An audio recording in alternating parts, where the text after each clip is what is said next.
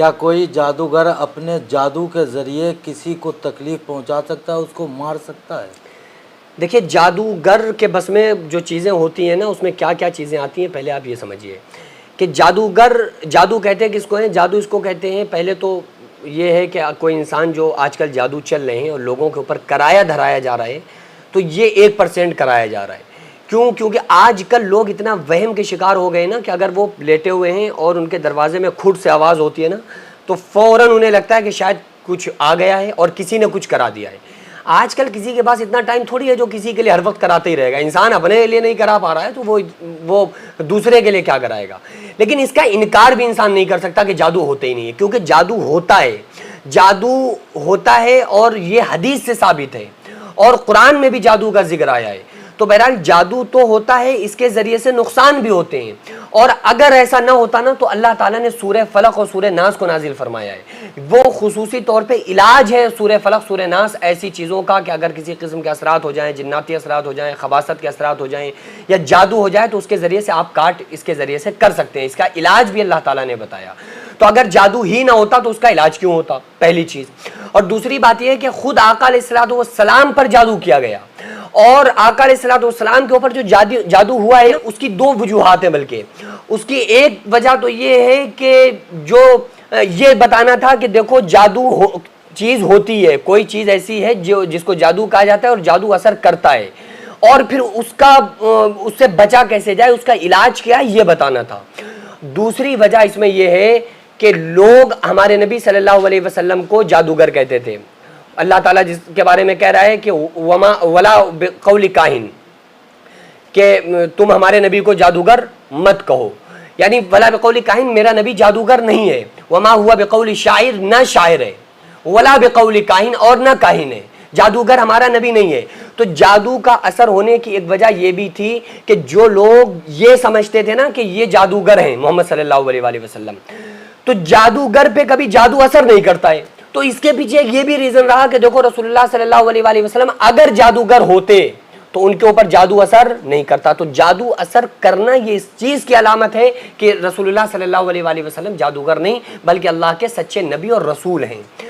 تو بہرحال یہ ہے کہ اگر کسی انسان نے جادو کیا ہے تو اس کے ذریعے سے نقصان ہوتا ہے، اور ظاہر ہے کہ پیشنٹ آتے ہیں ان سے معلوم ہی ہوتا ہے، اور ہوتا ہے ایسا کہ جادو وغیرہ ان پر ہوا اور اس کے ذریعے سے ان کو پریشانی ہوئی۔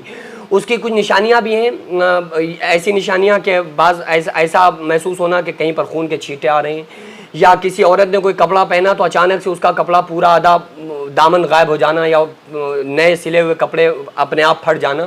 تو کچھ ایسی نشانیاں ہوتی ہیں جس کے ذریعے سے سمجھا جائے گا کہ ہاں جادو کے اثرات ہو سکتے ہیں۔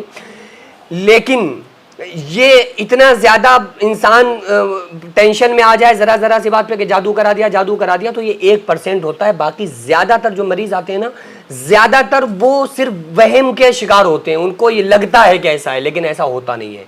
اور وہ پھر جو کرنے دھرنے والے لوگ ہوتے ہیں، جب تک 1000 باتیں بتائیں گے نہیں جب تک ان کو وہ ڈریں گے نہیں، تو وہ جب تک ڈرائیں گے نہیں جب تک ان کا کام نہیں بنے گا۔ تو اس لیے قرآن میں اس کا علاج ہے۔ یہ میں نہیں کہہ رہا کہ علاج نہیں کرانا چاہیے، اچھے حکیم سے، اچھے کسی ڈاکٹر سے، اچھے عامل سے مل کر اس کا علاج کرائیں، لیکن کوئی انسان، کوئی جادوگر مار نہیں سکتا ہے، موت نہیں دے سکتا ہے، کوئی نہیں دے سکتا ہے۔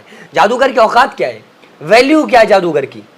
کوئی نہیں موت، کیوں؟ صرف اور صرف اللہ رب العالمین کی ذات ایسی ہے جو نقصان پہنچانا، نفع پہنچانا، موت کا مالک، زندگی کا مالک، رزق کا مالک صرف اللہ رب العالمین کی ذات ہے۔ اللہ تعالیٰ نے صاف طور پہ قرآن مقدس میں فرمایا وَإِن يَمْسَسْكَ اللَّهُ بِضُرٍّ فَلَا كَاشِفَ لَهُ إِلَّا هُوَ وَإِن يَمْسَسْكَ بِخَيْرٍ فَهُوَ عَلَى كُلِّ شَيْءٍ قَدِيرٌ۔ پوری کائنات مل کے تمہیں نقصان پہنچانا چاہے تو اتنا ہی نقصان پہنچا سکتی ہے جتنا اللہ نے تمہارے مقدر میں لکھا ہے، اور پوری کائنات مل کے تمہیں فائدہ پہنچانا چاہے تو صرف اتنا ہی فائدہ پہنچا سکتی ہے جتنا اللہ نے تمہاری تقدیر میں لکھا ہے۔ تو جادوگر نقصان پہنچا سکتے ہیں لیکن صرف اتنا ہی جتنا اللہ تبارک و تعالیٰ نے تمہارے مقدر میں لکھا ہے، اور اس سے زیادہ اوپر نیچے نہیں کر سکتے۔ اگر سوچ کر دیکھو، کچھ لوگ کہتے ہیں کہ جادوگر نے کر دیا تھا اس سے ہمارا مریض مر گیا۔ اگر جادوگر کے کرنے سے کوئی مر جاتا ہے تو کوئی زندہ بھی تو ہو سکتا ہے۔ تو کبھی جادوگر نے اپنے باپ کو زندہ کیا ہے؟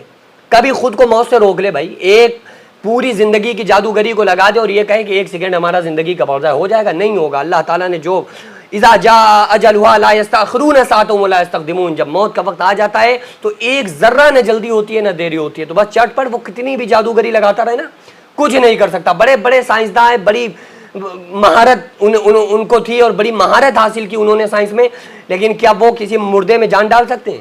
نہیں ڈال سکتے. کیا خود کو موت سے بچا سکتے ہیں؟ نہیں بچا سکتے. صرف یہی چیزیں تو ہیں جو اللہ تبارک و تعالیٰ کی ربوبیت کا اظہار ہوتا ہے جن سے، کہ دیکھو ان ساری چیزوں کا مالک و مختار ایک اللہ رب العالمین کی ذات ہے. صرف اللہ کے چاہنے سے سب کچھ ہوتا ہے. اللہ نہیں چاہے پوری دنیا مل کر نقصان پہنچانا چاہے کچھ نہیں ہو سکتا.